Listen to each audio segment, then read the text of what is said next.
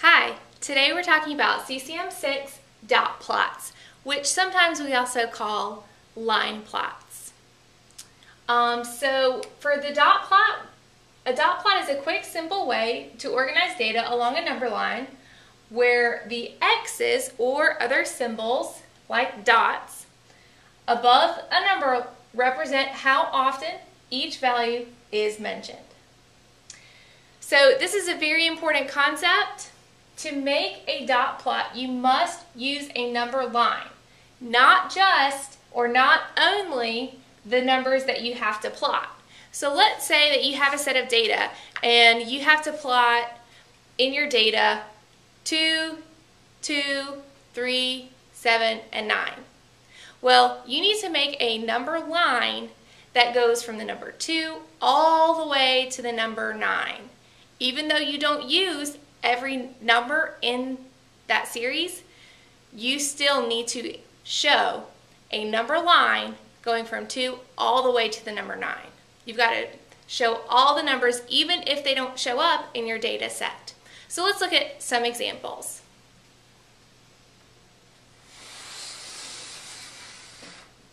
So number 1, random samples of 6th graders were asked. On average, how many text messages do you send per day? Here are the results. We have 40, 80, 25, 40, 100, 80, 70, 0, 200, 45, 40, 30, 45, 30, 75, 40. We're going to draw a dot plot to represent the data. So with our dot plot, like I said, you need to have a number line. On your number line are all the numbers from the smallest number in your data set to the biggest number in your data set. So I'm going all the way from 0 all the way up to 100. Even though I don't have a 55, I still need to represent that in my data, in my number line. I can't jump around on my number line. So I have 0 and I'm counting by tens. 10, 20, 30, 40, 50, 60, 70, 80, 90, 100. So what you're going to do is you're just going to go through all your pieces of data and you're going to make an X. So my first piece of data is 40 and I'm going to make an X right above 40 on the number line. Then I go to 80. I want my X's for 40 and 80 to be about the same size. I don't want to make one ginormous and the other one really teeny tiny because that visually is incorrect. So I'm going to go to 25. So 25 is the halfway point between 20 and 30. And just really work on making those X's the same size. It's not that easy. So I've done 3 data points so far, and I'm going to continue. My 40, I have another 40, so I'm putting that right above the 40 I already had. So this represents 2 40s so far. Then I have a 100. If you have the hang of this, why don't you pause the video and try to finish out your dot plot or line plot. See if yours looks the way mine does at the end. So I have 80, I've got a 70, a 0, a 20, a 45, just about right here, a 40, 30, a 45, a 30, a 75, and a 40. So looking at our data, you can tell that 4 of the 6th graders that were asked this question said that they would send 40 text messages per day. Someone said that they did not text at all. Somebody said that they would text on average 100 text messages per day. Again, a dot plot just shows you the distribution of the data. It helps you visualize the gaps and the peaks, and it's just a good way to organize data that you have. All right, let's look at a dot plot that is already given to us, and let's answer some questions about it. All right, so here's a dot plot already filled out. It says use the following graph to answer the questions. So the title of the graph is number of home runs for each game. So this must be game 1, game 2, game 3, game 4. And then the 1x represents 1 home run. Okay, so the question is, if you added the home runs for game 1 and game 2, how many runs would you have? So I'm going to go over to my game 1. I'm going to count how many x's there are. 1, 2, 3, 4, 5, 6, 7, 8, 9.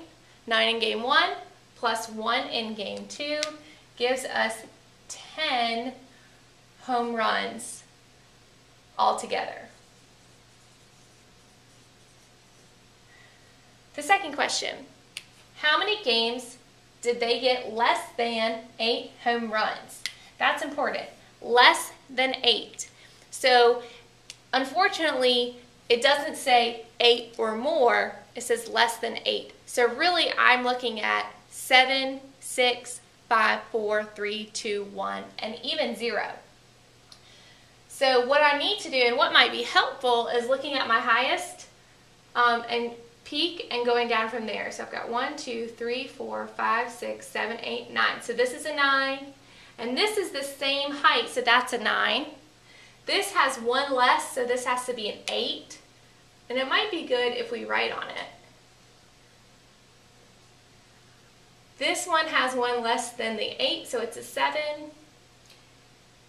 So, and it looks like all the other ones are less than 7. So again, how many games did they get less than 8? I'm looking for that 7 and less. So I've got 1 here, another game there, not the 4th game, but the 5th game, the 6th game, not the 7th, the 8th, the 9th, and the 10th. All of those games that I put a purple dot by were games that they scored less than 8 home runs. So that's a total of 1, 2, 3, 4, 5, 6, 7 games. All right, and the last question, which games did they score more than 6 home runs? So I need to find, it says more than 6, so that means 7 and greater. So here's a 7,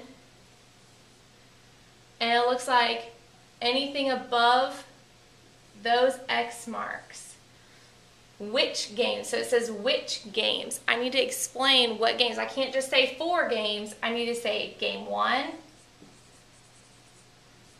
4, 6, and 7. In those games, this team scored more than 6 home runs. All right, why don't you pause the video and try the next 2 problems on your own. If you don't have a copy of the worksheet, then wait till I push the board over and then you can view the next couple questions, jot them down, and work them out.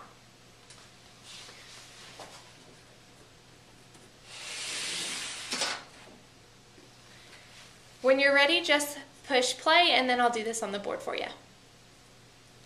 Okay, the 7th graders sold candy at a fundraiser. Here are the results. So it looks like I'm going to plot these results on my number line.